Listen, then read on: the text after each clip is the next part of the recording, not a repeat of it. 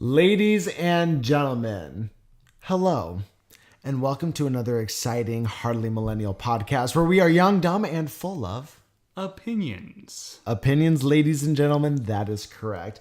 Now, that voice you heard across from me is my good friend, Kyle. Ooh, what a shocker.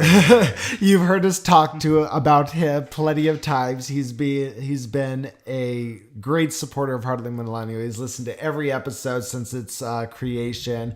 I think you've commented on most of our videos. Most of them. And, it's gotten us to the point to where we, have mentioned you quite a few times. Yes. And we've asked you questions and you've responded through the comments. You guys are fun to listen to.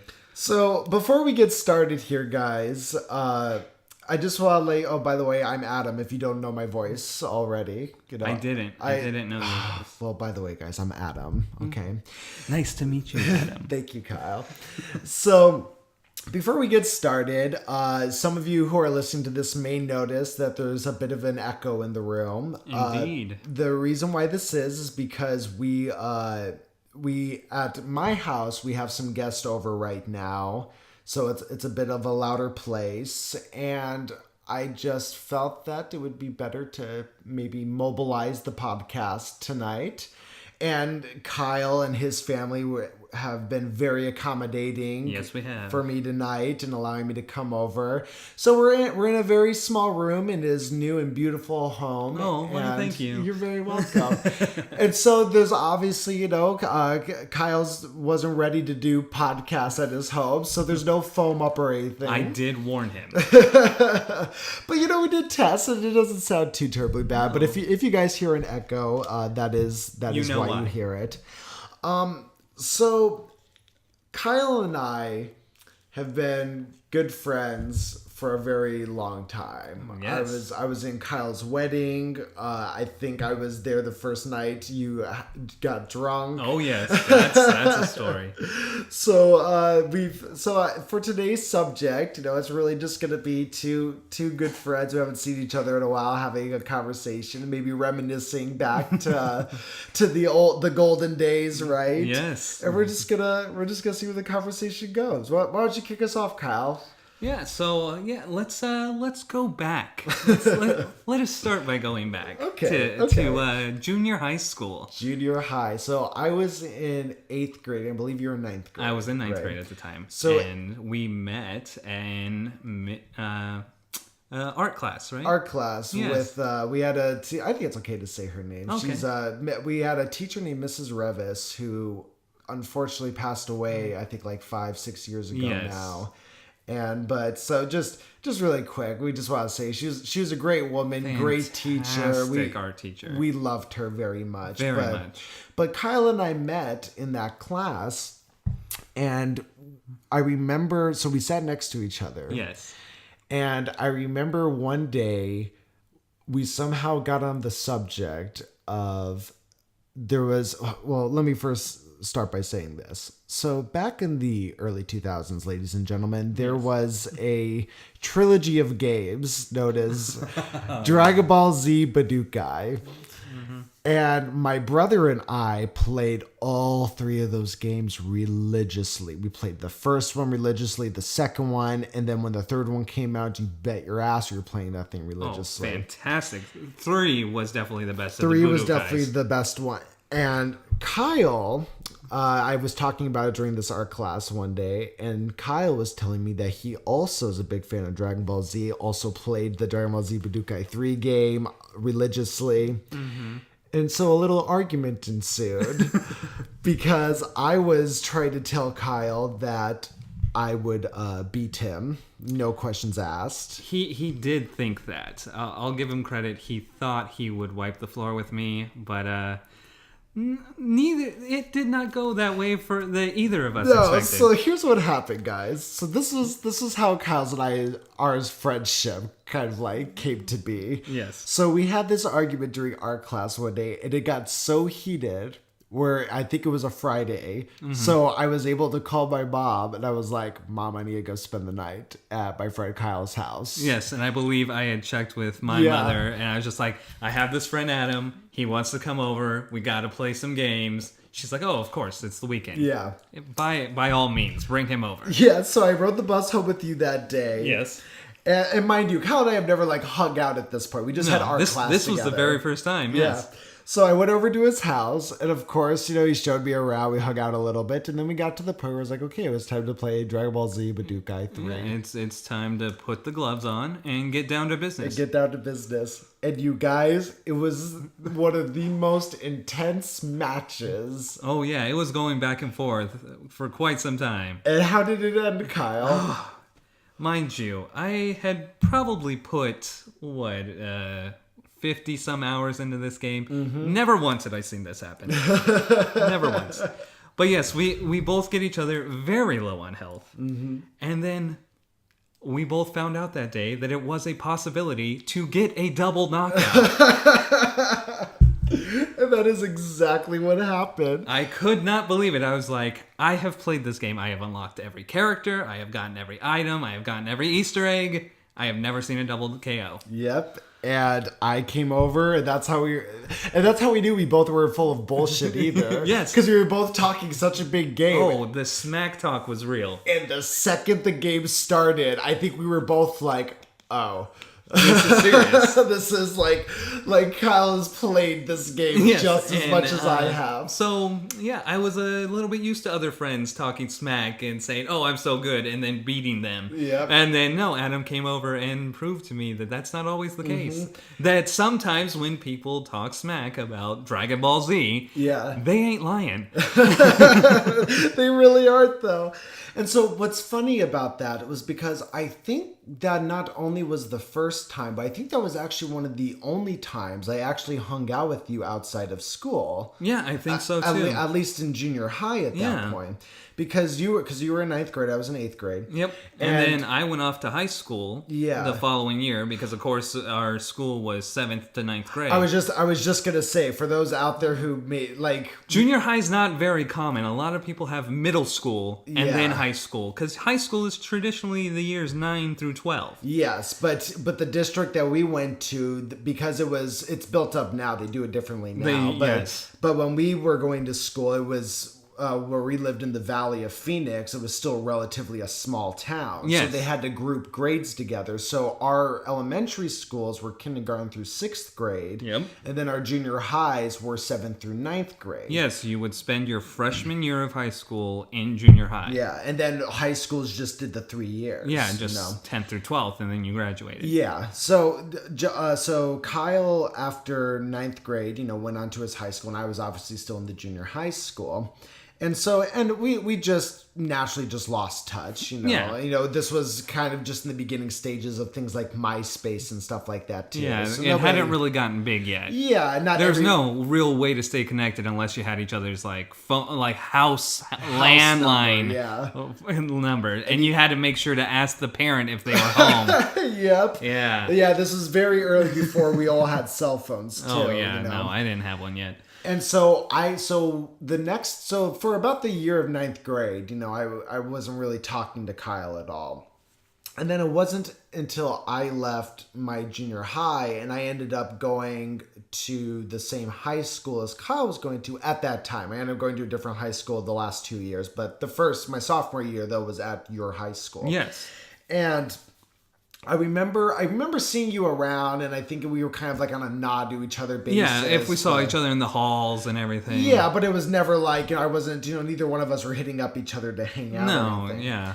And then I took a class called Stagecraft to learn how to do the behind the scenes things in theater and stuff like that. And Vince, who you guys met, was in that class, and that's how I met Vince. Mm-hmm. And I remember it actually wasn't until, because sophomore year we actually didn't talk a lot either. No, we didn't. And it actually wasn't until my junior of high school, I went to a different high school. And Vince called me up. Vince and I were still in contact. Called me up and told me like, "Hey, I'm having a house party. Come over. We'll have a good time." Blah blah. I don't know if it was I think it was actually the second house party I've been to at Vince's. I don't think you were at. No, I don't think I was at the first one. Yeah, because I was just kind of getting to know Vince through a class we had together. Yeah. Oh yeah, we had an agriculture class that we both hated. Well, it was a science credit. Oh, I got it. So we had to take it as part of, graduating. Right. So yeah, no, we both hated this class. So yeah, we just had a bunch of fun hanging out in this class, just, trashing the fact that we had to be in this class. Right. So that's how I got to know Vince. Right. And there's plenty of stories where that is too, but I think we'll wait until until another day. Maybe one day when we have you and Vince on together. Maybe when we can have everybody. Yeah, it'll be a Hardly Millennial party. Yes, it will. But we had this party, or Vince had this party, and I went to it. And Vince kept saying throughout the party that his friend Kyle was coming over and we were going to get him drunk for the first time. Now, I did not in a million years even suspect that the same Kyle he was talking about was you. Mm-hmm. And so I remember being at the party, and the party was like I was already there for a few hours drinking and stuff. And then he was like, "Oh, my friend Kyle's here." I think I was finishing up a cigarette. And then I went inside and saw you. Yeah. And I was like, "You're the Kyle? We're getting drunk tonight?" Mind you, Vince was also telling me he has a whole bunch of friends over. Mm-hmm. He was naming off some names that I knew from class at our high school. And then he also said this guy Adam was going to be there. Uh-huh. I was like, okay, sure, whatever. I don't know if I've met this Adam person. Right. So yes, I open the door. Vince opens the door. Yeah. He lets me in. And there is Vince and there is Adam. And I go, holy shit. You're the Adam? Yeah, I was like, you're the Kyle? And oh my gosh, it was a great night. So I got to be there and get you drunk for the first time. And let's also say this too. We do not condone underage drinking. No, of course not. Don't do that. Don't do that. Yeah, don't. Sex, drugs, and rock and roll are bad, kids. Don't do any of those things. Terrible things. I didn't have some of the best times in my life with those three things. That's okay. No. Just, play Monopoly with your family for fun. Keep it safe. Keep it, very PG. Thank you, Adam. Thank you. Go out there and get drunk, bitches. But yeah, dude, it was I thought that was the craziest thing. And it was. I remember at one point, I think we lost you that night at one point. Oh, I'm sure. You went like for a walk or something, and we were like, okay, well, he can't just go for a walk. He's drunk. Right. Well, I think I was also using the disguise of our friend dislocating his arm. Was that same night? I think so. Oh my gosh, that fucking asshole. So, I didn't know that was the same night. Oh, it was the same night. Yes. Okay, so let me tell you this story, ladies and gentlemen. So, one of my favorite mixed drinks. I think I've upgraded now, but especially growing up, one of my favorite, it was my favorite mixed drink were screwdrivers. Oh yeah, and you mastered the art of the screwdriver. Fuck yeah, I could put so much vodka in there. For those who don't know, it's orange juice and vodka. I could put so much vodka in this orange juice, guys, but I just knew the right amounts to where you wouldn't even fucking know. No, you wouldn't. You thinking you were drinking a fucking cup of orange juice. And Kyle can vouch for me, right? I thought I was drinking orange juice. And then everything started getting really funny and the room was getting a little spinny. So there was this gentleman at this party, and one thing I was doing is, we're smoking, or you were drinking, so that means we're also smoking a lot of cigarettes, at least like people like Vince and I were, and a few other people. Mm-hmm. And so I would constantly be going out on the porch with my drink, and I would, be having a cigarette and drinking. And then a lot of the times I just left my drink out there and just came inside. And then when I knew I'd be going out for another cigarette, I'd have my drink out there. And this thing kept happening to me where, obviously I'm a little drunk at this point, and I keep going outside for a cigarette and my drink's not there.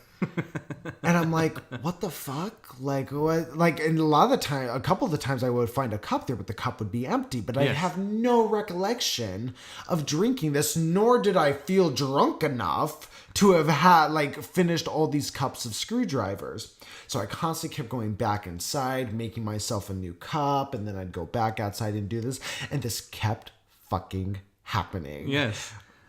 So, cut to a couple hours later in the night.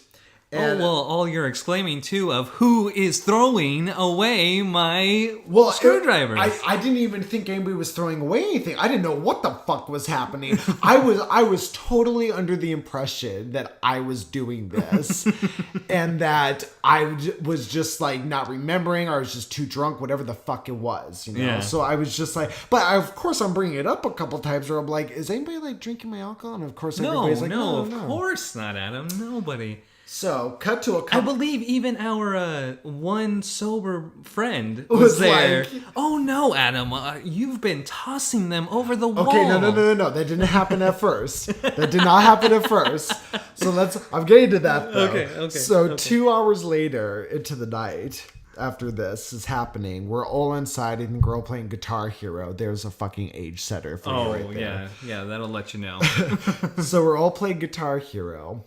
And there's this guy at this party, a friend of Vince's and yours, I believe. Mm-hmm. And all of a sudden, he comes walking in from the backyard, and his fucking shoulder is hanging down. About 4 to 5 inches lower than it should be. Yeah, you know? And he comes inside, drunk off his ass, and he goes, does anybody know how to put back a dislocated shoulder? and we all just fucking turned and just start laughing our ass off. Now, let me explain to you how this gentleman dislocated his shoulder.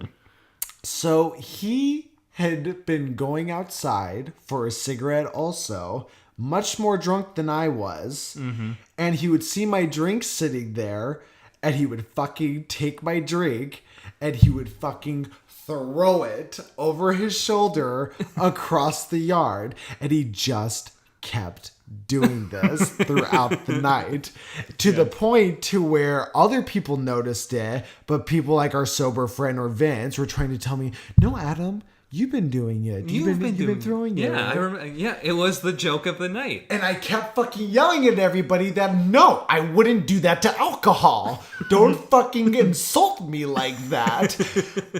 But everybody was just like, Adam, you're throwing your drinks. And I'm just like, fuck all of you. And then this fucker comes walking in with this dislocated shoulder, and we find out that as he went to go throw one of my drinks over his shoulder, he fell back in the fucking chair and dislocated his shoulder. Yes, he did. Which I believe ensued with the sober friend having to take him to the hospital because everybody was too drunk to properly coordinate relocating a dislocated shoulder. Oh my gosh. And then I remember he came back so pumped up on like drugs, on like, oh yeah, what are they called?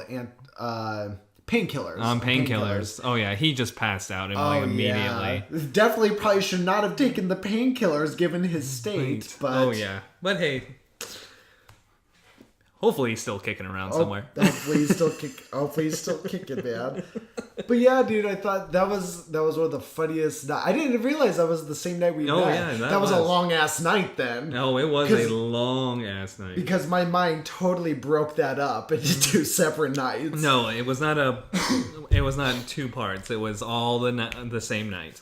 Oh my gosh. And then I think from there, just, through getting older and, you get later years in high school and you're starting to party more and stuff, I think we just started hanging out more. Stayed in contact, kept hanging out and everything. So yeah, it was meet, have a really good time playing Dragon Ball Z, 2-year lull of not talking to each other, and then just a renaissance of hanging out again. And here we are today. Yeah, and it hasn't stopped since. No, yeah, it's been a great ride. It has. I mean, sure, we don't hang out like we used to in the early years. Well, I mean, but that's understandable. That's understandable. I mean, you have a family now. Yeah, I've settled down. You know, I got married. I had a kid. Yeah. So that's my life now. Yeah. Now you're a homeowner. And now I'm a homeowner. I'm sitting in your new house. I know. It's great, dude. Yeah, it's funny thinking back to just all the different things you did through life and how you transformed through high school and even after high school. Oh, absolutely.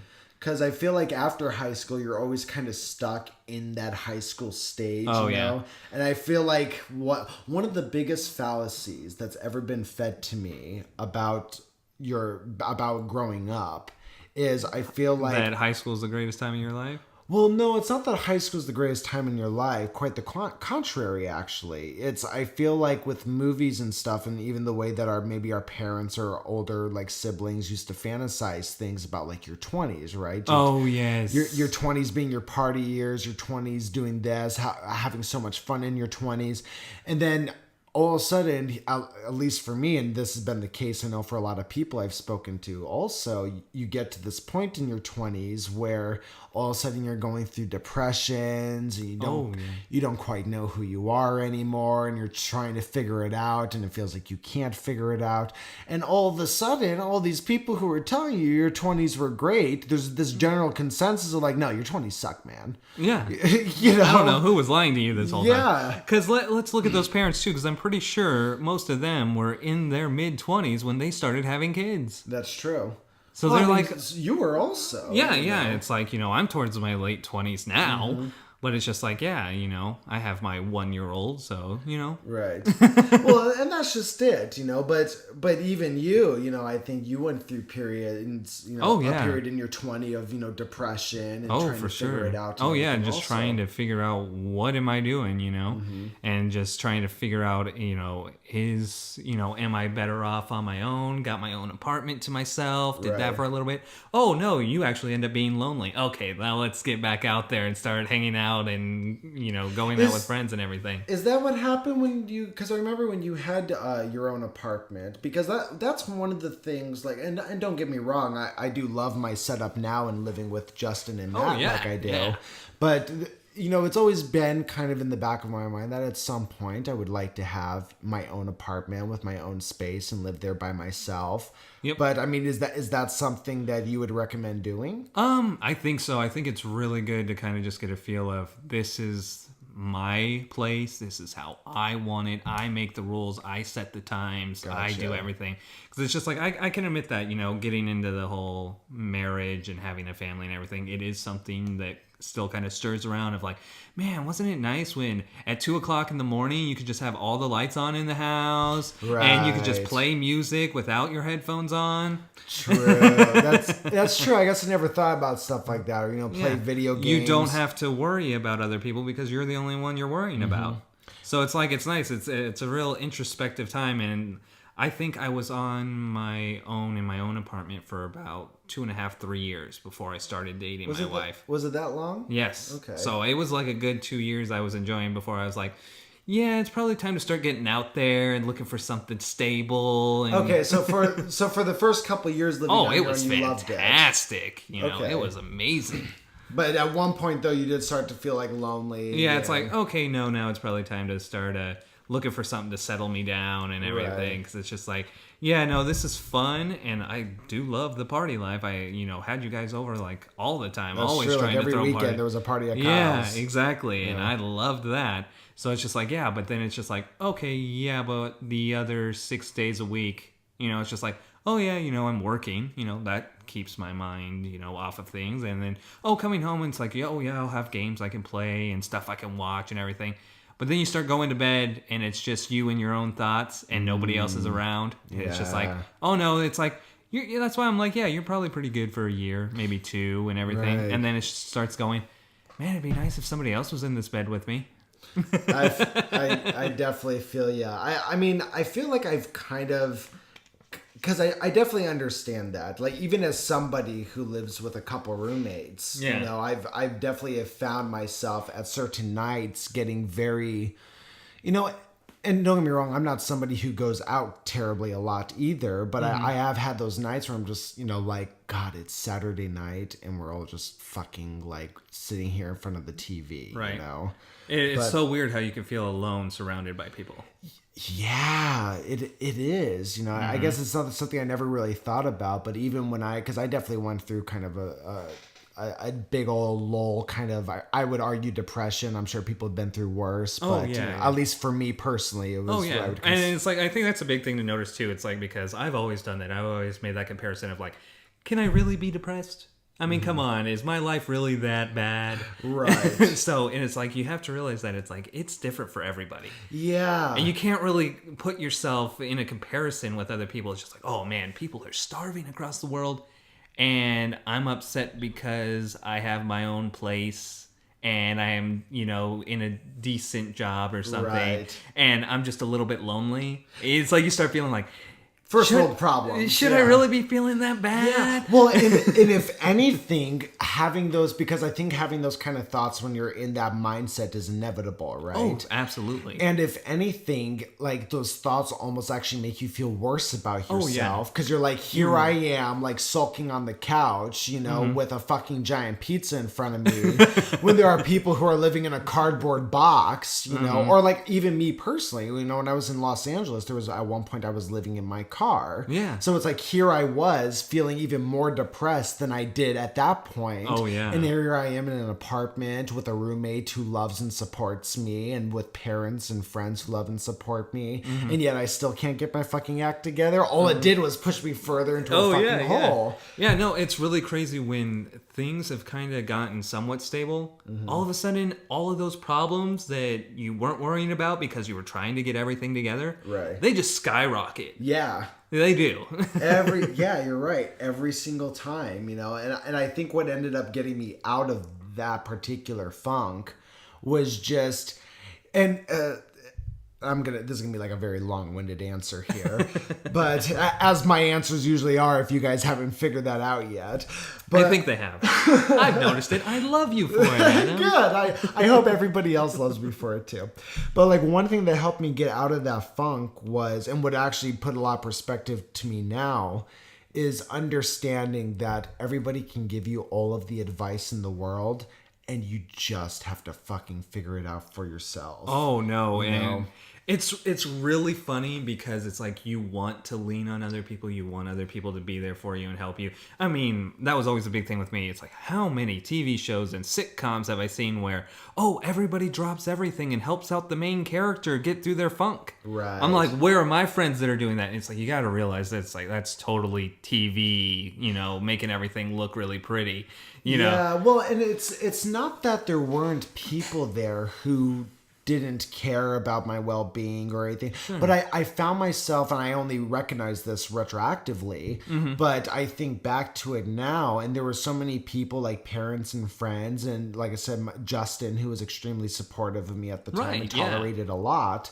and because of these funks, and would just give advice of like, well, why don't you do this, why don't you do this, why don't you do this, and I found myself in this position that I hate that other people do, where all of a sudden you're giving advice to a bunch of people and there's an excuse for fucking everything. And you do, and it's like, that is totally the depression and anxiety kicking in hard. It's just like, no, it's just, I have an excuse for that. I have an excuse for that. No, I can't do that, because how is that ever going to lead to anything?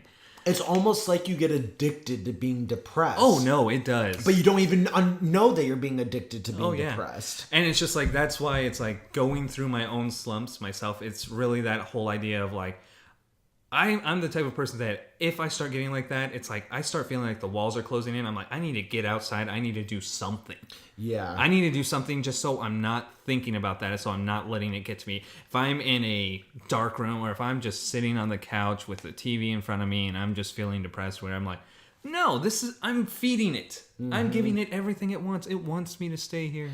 Yes. It wants me to lay on the couch and do absolutely nothing. It wants me to dim the lights. Right. No. Forget that. I'm going to stand up. I'm going to go outside. I'm going to go, be in the sun, be in light, just go do something, And it's just like, it's really funny because it's like stuff I've done to help myself out is just positive thinking. Like, if you can just look at a situation, and I know that depression and anxiety is kicking in and saying, oh, this is wrong, this is wrong, this is wrong. If you can just take one thing and say, oh, but this is right, you've got ground. Yes. You've got ground that you can stand on, and you can fight back now. Yeah, I agree with you. The way that it happened with me, and going back to people giving you advice and me coming up with excuses for it, was I can't even pinpoint the day that it happened, but there was just a point to where I was finally just sick of being in the position that I was right now. Absolutely. You know, so I was basically just like, fuck it. I'm done being like this. I'm going to do whatever it is I need to do to not be like this. And it was actually something my brother said that I think, actually, I'll say I actually can pinpoint the day. When I think about it, I actually can pinpoint the day. So there was a time that when Justin was waiting to close on his house and we lived in an apartment, there was this 3-month lull period where Justin went to go stay with somebody and I went to go move in back with my parents for a few months until we got this house in where we live now. Right. And there was I remember at one point in my parents' house, one of the days, I was just having such a bad day. You know, it was the depression was getting, great. I was just stuck with my thoughts and wasn't able to figure anything out. And what I ended up doing was I literally asked for help. I literally asked for help. I wrote this long essay of a text message and I copied and pasted and sent it to both my brother and my cousin who lives in LA, who I consider a sister. Right, yeah. So essentially my brother and sister. Right, yeah. And the text message was just like, I was literally asking for help. I was like, a literal cry for help. I literally text them and I was like, guys, I feel so depressed. I feel so lost. And I just gave this whole spew about how I want to do this, but here's what's going through my mind about it. Yeah. Here is every obstacle my brain has set in front of me, stopping me from doing it. And I literally just said, I just need help. I need some guidance. I trust and love both of you. I have great respect for both of you. I just need some kind of guidance. Yeah. And I actually got very similar responses from both my sister and my brother about it. And one thing within my brother's response that really kind of sparked, something in my head was one thing that I noticed big time about me through this depression and lull was a lack of confidence. Oh yeah. And I'm somebody, you knew me through high school. I've always been very extroverted, a social butterfly, very confident in myself. You oozed confidence. Yes. Yeah, I literally did. If you guys couldn't have known me back then, I really did. And so, that was something that I always considered a part of me that I felt I lost. Uh-huh. And so my brother, I literally told me one day through this text message, he goes, and when it comes to like confidence and stuff like that, it's one of those things you just have to fake it until you make it. Oh yeah. If you're not happy, well, just pretend that you are, and eventually you just will be. Yeah, and it does work. And that kind of goes on the same point I was going off of just push like any kind of one good thing you can take. Yeah. For every 5 bad things you think of one good thing, and you'll start to realize if you can hang on to those things, the voices of the bad things will start to quiet down. Yeah. Yeah. Well, and I believe Matthew talked about it on one of the podcasts too, where, and you might be able to, let me know if this is true or not, but where he was talking about his band of positivity. Do you remember that? Yeah, I do remember that. Yes, I do. So, and Matthew was somebody who used to suffer a lot from anxiety and was taking medicine for it and such. And he said it himself. He started this band of positivity where every single time he had a negative thought, he snapped it. And then he just said something out loud that was positive about that situation. And it made him feel 100 times better. And what's more is Justin at one point was having a really bad day. And I'm sorry if I told this story already. No, you did. It's okay. It's a good story. It's a good story. But there was one, it follows all the lines of what we're talking about. Mm-hmm. And there was one time when I came home and Justin was having a bad day and he had one of my hair bands on his wrist and he literally going to town with it. Yeah, the first thing he told me when I walked in, he goes, Adam, it works. Yeah. When you are sitting there and forcing yourself to think positively about things, it dramatically improves your mood. Oh, it does. Because that's what you have to realize. The only reason you're in a slump is because of the negative thoughts. Yeah. The negative thoughts put you there. Well, guess what's going to help you get out? Yeah. Positive thoughts, Exactly. So I don't know how we got the subject of depression and I know. stuff, It got real dark. It got real dark. but I do think stuff like that's very important to talk about. Oh, I think it is. I think it's because it's really funny how people will just minimize it and try to, just go over it. And of course, like when you're feeling that way, you just think everybody's going to just crap on you for feeling that way. Well, one of the reason why this conversation stemmed from the fallacies about your 20s also is because that was one of the things that would kind of throw me deeper into this hole, was kind of this fallacy that I had been fed growing up through not only like older people, but also just through media and television. You get desensitized by things. Oh, yeah. And it was like, and I see, and obviously with social media and stuff, you only get to see the highlights of people's lives. Only the highlights, yeah. So I'm sitting here with this thought process of like everybody's out partying and having fun in their 20s, and I'm carless, stuck in an apartment where I work from home, and I have nothing to do 6 days out of the week. Oh, yeah. So it's like... So one of the things that kept digging me deeper was like, oh my gosh, I should be happy right now. What is wrong with me? Yeah. So I mean, I guess I do think it's important to talk about this stuff, because if anybody out there is listening who are in their mid-20s and maybe going through those same kind of stuff, yeah. I mean, we're here to tell you, like, the grass is greener on the other side, but you got to get through the fucking thorns first. Oh, man. yeah. No, it is. It's You like do. you will eventually come back, and it's like, I know it's a cliche that's been beaten to death, but time does heal everything. It truly does. I mean, it's like, it doesn't matter how bad you feel if somebody's just broken up with you, or your life just isn't going the way you want. Seriously, if you can just push yourself to the next day, to the next hour, to the next minute, it will get better.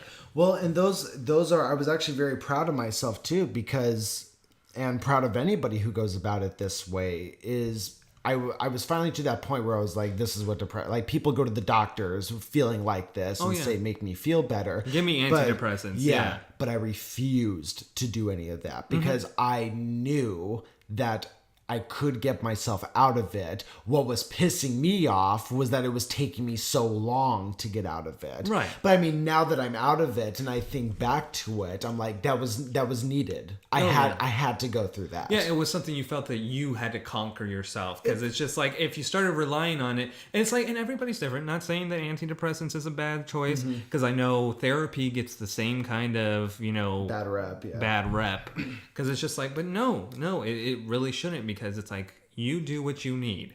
If you're at a spot where you feel that you've tried everything and pills are the way to kind of just get you back in control, Right. I say go for it, Yeah. Absolutely. Do what works for you. I agree, but I do also think that there are, like, things like depression and anxiety especially. I feel like we live in this day and age where doctors and pharmaceutical companies basically want everybody to have depression or anxiety, right? Because they want everybody to take these antidepressant pills. And it's almost become a running joke amongst our generation that everybody has, depression. That everybody's hopped up on them too, and everything. But the problem is when you start taking antidepressants, first of all, I do think so when I say that I'm going through a depression, or even I think you mean the same thing when you say it. Oh, yeah. I don't necessarily mean that I am suffering from the clinical Chronic depression. I don't think there's an imbalance in my brain that just means I'm going to be depressed forever no matter what. No. I do think there are people who actually have that. Absolutely there are. And the antidepressants do help. Oh, yeah. There are people who I think actually do suffer from like chronic anxiety, and the antidepressants do help. But I think 95% of us out there are just really, really sad. And then you take these antidepressants, and the problem with that is I believe that when you get really, really sad, when you have high anxiety, or when you get really depressed or down about yourself, that is literally your body and mind trying to tell you, there's something wrong here. We need to make some changes. Yeah. And you have to be able to listen to your body. Yeah, and like blocking it out with that stuff isn't the best. And I also feel like there are people that think that going to the pills and everything is like, oh, well, now it's my crutch. Yeah. And now it's like, oh, well, I couldn't do it myself. And then what happens? They get addicted to it. They get addicted to it, and then they rely on it, and they're not getting out of the depression because they're still self-loathing. Yeah. They're still self-deprecating.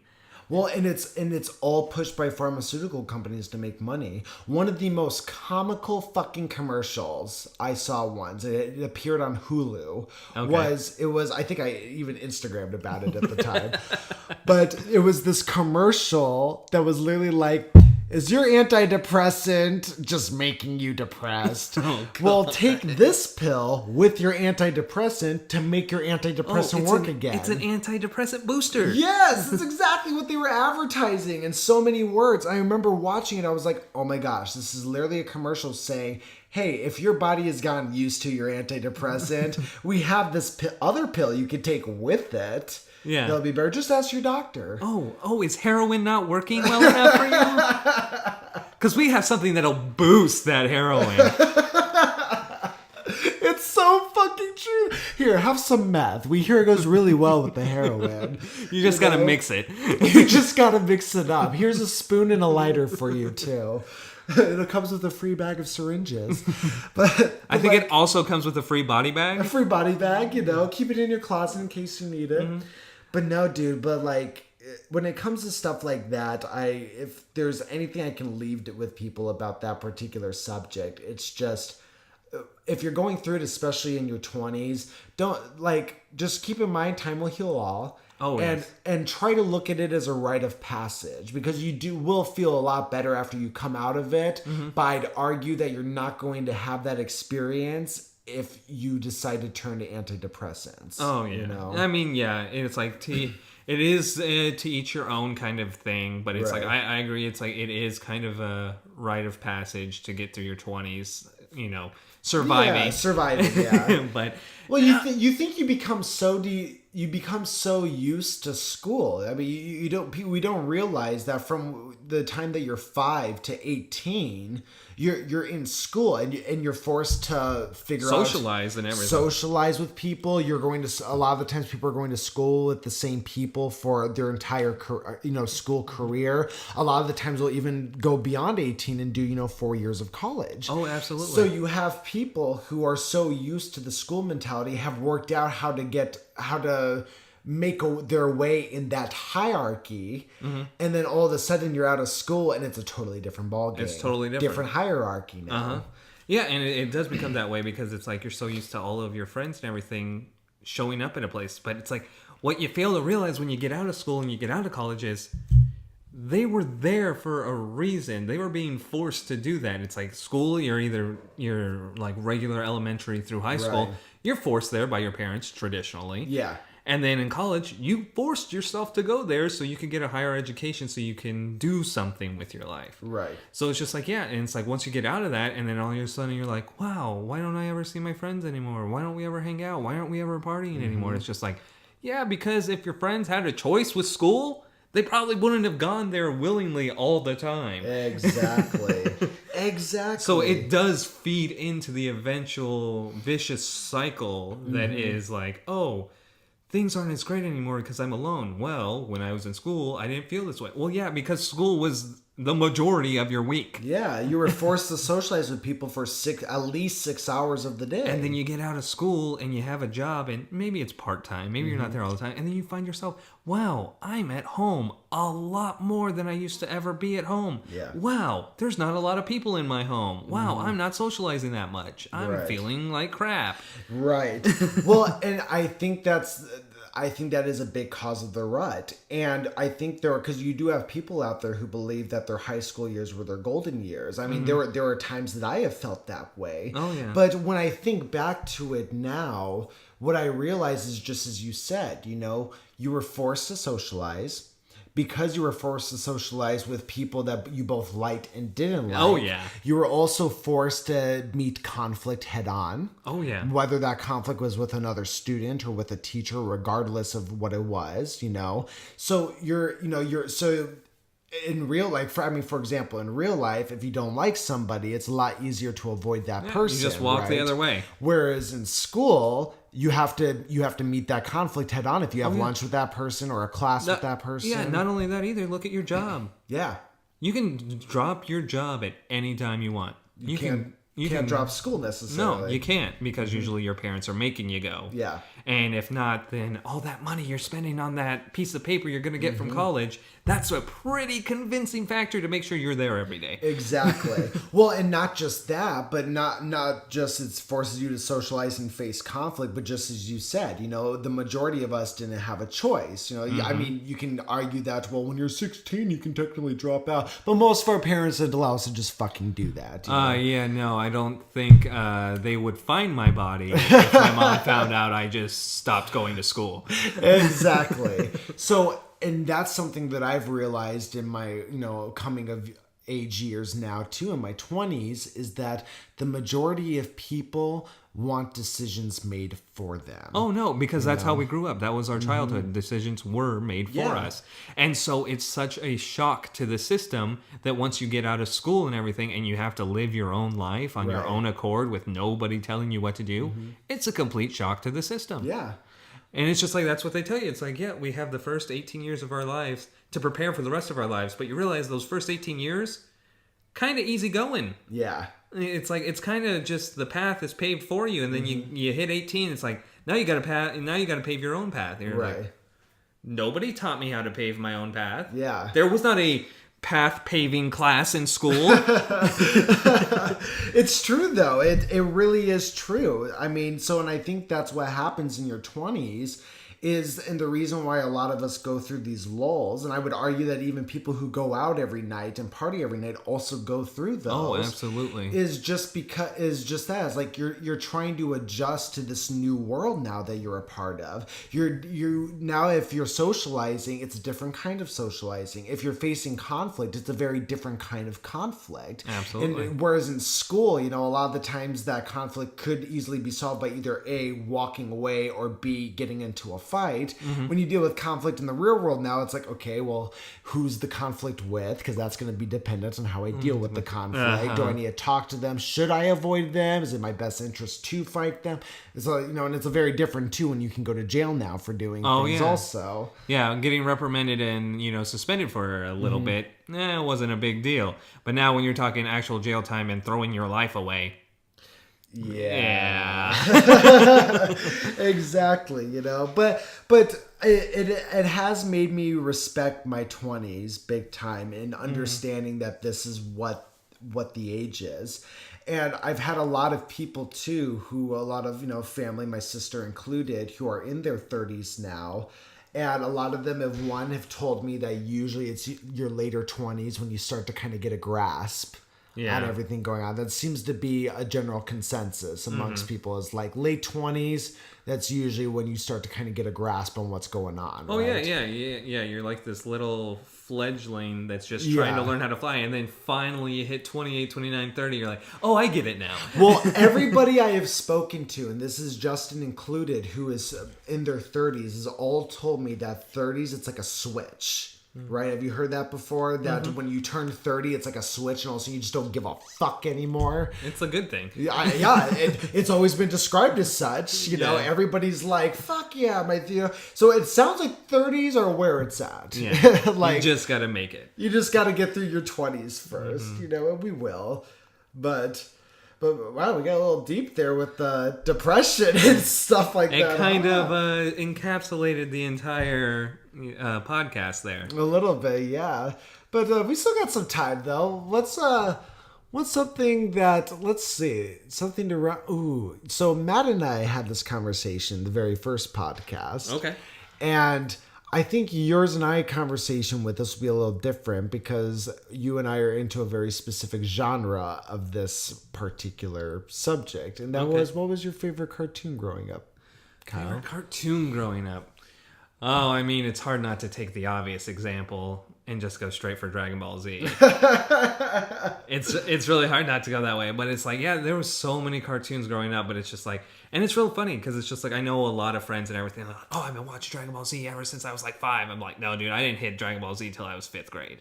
Yeah, I was probably the same. Well, and I don't think it was honestly really on a lot. I remember the first the first kind of shows I remember watching that, like anime-esque shows, at least, were like I believe Speed Racer was probably the first one I ever watched. I would probably have to agree. It's like, it's always hard to think what was my very first anime, because I'm like, I know Speed Racer was there. I was totally binging some Speed Racer. But then again, there was also Voltron and Sailor Moon. Yeah, I was going to say, I actually think, well, really quick, if you guys can't guess the genre I was talking about, Kyle and I are big anime fans. Oh, what? You know what? Since when?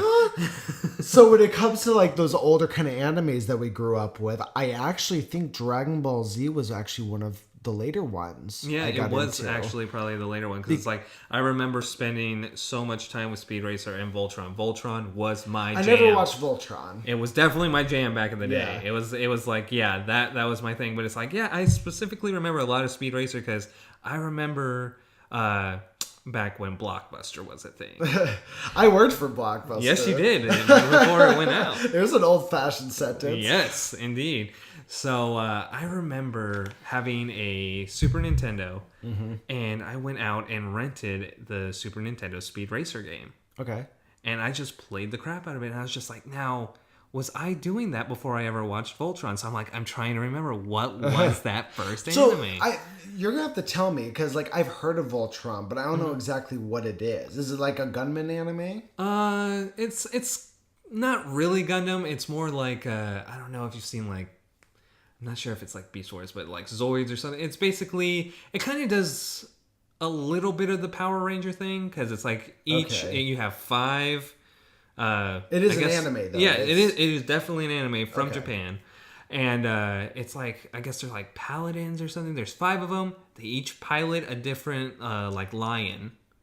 Okay, interesting. And then when they need to fight a big monster, they come together and form Voltron. Oh, so it is kind of like a gunman anime. It's exactly a gunman anime. Yeah, yeah, exactly. So you go that way, and then it's just like, oh, now it's giant mechs fight, or it's like kaiju fights. You know, it's like giant robot versus giant alien monster. I see. Okay, one of those types of things, but an old-fashioned one. Old-fashioned. Sure. Oh yeah. Because because I'd never really been into like gunman animes, but the one that I did get into, and you mentioned it a little bit, was Zoids. Yes. And it's funny because I actually so I went through it was a very small but very heavy period in my young life where my brother and I both were really, really into Zoids. Yeah. And remember they sold the little models? Oh, yeah. And you could put them together. Oh, yeah. And, totally did that too. I fucking loved it. I loved it. I thought it was so great. And I loved how all of their gunman things were like different kind of animals, and they each had different like special weapons attached to them. Oh, and creating the giant sword and everything. Yeah. And I don't know if you saw my Facebook post, but they're bringing Zoids back. I did see They that. have a whole new anime they're coming out with, with a whole new exciting. Toyland. And if you don't think my 27-year-old ass isn't going to be going to the fucking toy section at Walmart and picking up some Where's of those my Zoids? where's my fucking Zoids? Because I loved that anime, and I'm very excited to have it come back.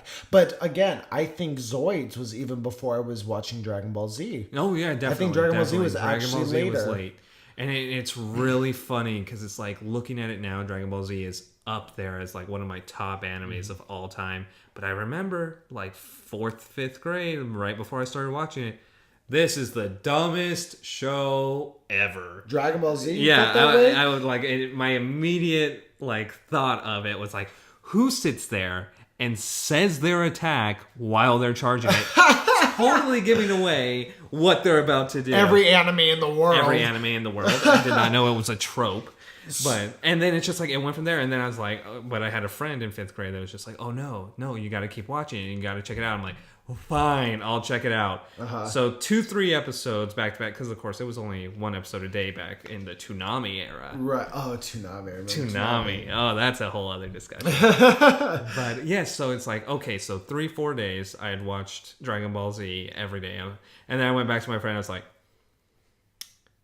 okay, so it's kind of cool. And then I was gone from there. Right. I was gone from there.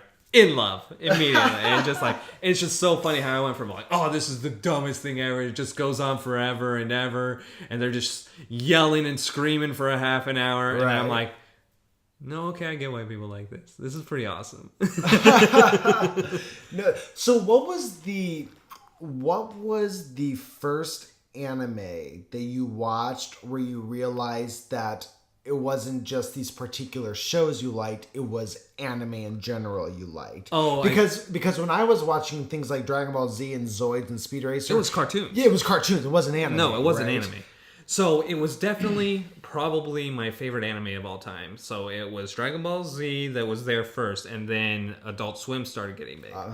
And so Adult Swim started debuting and came out with this show, Yu Yu Hakusho. Yeah.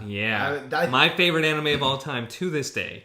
And it just like, I started watching and I was like, oh, this is like Dragon Ball Z. It's the same kind of animation, you know. It has that similar animation style. It has the similar tropes. And I was just like, I like anime. I like Japan. So it's funny, because I loved Yu Yu Hakusho also. I think that was one of the things you and I bonded over when we first met, actually. I think so. And so, but when I first started watching Yu Yu Hakusho, it wasn't just a cartoon. The way that I looked at it, it wasn't a cartoon. It was actually an adult cartoon. Oh, it was absolutely adult because it was on Adult Swim and they were cursing. Exactly. They were saying hell and damn it and ass and bitch. Ooh. And I remember I was young enough to where my parents obviously did not allow me to watch anything called Adult Swim, right? And so I always had to like sneak in episodes. You have it on recall of the remote, right? So when your parents are gone, you press recall, watch it, go back and forth. And I remember, but the first anime that I watched was, because I actually went through a lull for years where I wasn't watching any anime, not even Dragon Ball Z, really. Right. You know, I liked Dragon Ball Z, but it wasn't like I was watching it continuously at the time. And it wasn't until, I can't remember if it was you or one of my other close friends who suggested to watch an anime called Elfen Lied. I know I've watched it and I've had conversations with friends. I don't know. It might have been me. It might have been you. It might have been my other friend. I know it was one of you two. Yeah. But I remember a friend of mine suggested that I watch it.